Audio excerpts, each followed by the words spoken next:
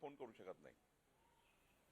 आणि त्यामुळं अशा जात पडताळणी समितीच्या ज्या काही निर्णय आहे त्या निर्णयामध्ये बावनकुळे फोन करतात किंवा अजून कोणी मंत्री फोन करतात हे काही म्हणणं योग्य ठरणार नाही। कधीही जात पडताळणी जे विभाग आहे तो विभाग स्वतंत्र त्या ठिकाणी त्याचे न्यायिक अधिकार आहेत, त्या अधिकाराच्या मधात कुणीच जाऊ शकत नाही। मी जरी महसूल मंत्री म्हणून प्रयत्न केला तरी त्याला अर्थ राहत नाही, कारण कुणीच त्या ठिकाणी त्या विभागाचे लोक त्या प्रक्रियेमध्ये कुणालाही हस्तक्षेप करायचा अधिकार नाही। तर मनोज जरांगे काय बोलले मला माहिती नाही, पण आता यामध्ये असं आहे की जात पडताळणी समितीने एखादा निर्णय घेतला असेल त्याला अपीलचे अधिकार हायकोर्टमध्ये आहे, तर त्यांना मुभा आहे, काही आता संपलं नाही सर्व। म्हणजे जात पडताळणी निर्णय दिला तो काय अंतिम निर्णय नसतो, त्याला उच्च न्यायालयाची मुभा आहे।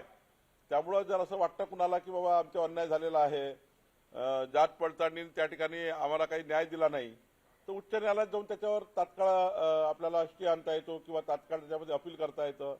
मला असं वाटतं तशी प्रक्रिया अवलंबली तर बरं होईल। त्यांचं म्हणणं आहे की जाणीव बुजून सरकारमधले काही मंत्री तुमचं नाव घेतलं, कुठेतरी जाणीव बुजून हे सगळं करताय। नाही, त्यांचं स्पष्ट म्हणणं आहे बावनकुळे साहेब की तुमच्या दबावामुळे अनेक सर्टिफिकेट बदलले गेले आणि आता मला सरकारला सांगायचं आहे की मराठे हवेत की बावनकुळे हवेत, ओबीसी हा वाद परत एकदा ते निर्माण करू पाहतात। नाही असं आहे, ठीक आहे, ते काय बोलले मला याच्याबद्दल जास्त चर्चा करायची नाही। मी एवढंच सांगेल, जात पडताळणीच्या कुठल्याही त्या ठिकाणी कार्यक्षेत्रामध्ये सरकारला हस्तक्षेप करण्याचा अधिकार नाही, ना कुणा मंत्र्याला नाही। त्यामुळं जात पडताळणी हे स्वतंत्र काम करणारं त्या ठिकाणी अर्धन्यायिक प्रक्रियेमधलं एक त्या ठिकाणी हा अर्धन्यायिक प्रकरणं सारखे त्या ठिकाणी त्यांना निकाल करावे लागतात।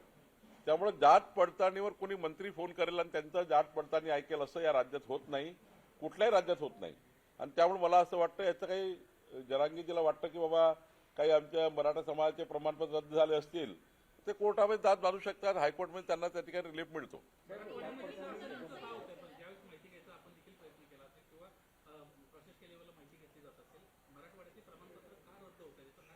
आता ते जात पडताळणीला माहीत, जे काही त्या ठिकाणी ती समिती आहे जात पडताळणी समिती। साम टीव्ही मला बघायला आवडतो, कारण त्यावर दाखवल्या जाणाऱ्या बातम्या रिलेट करतात।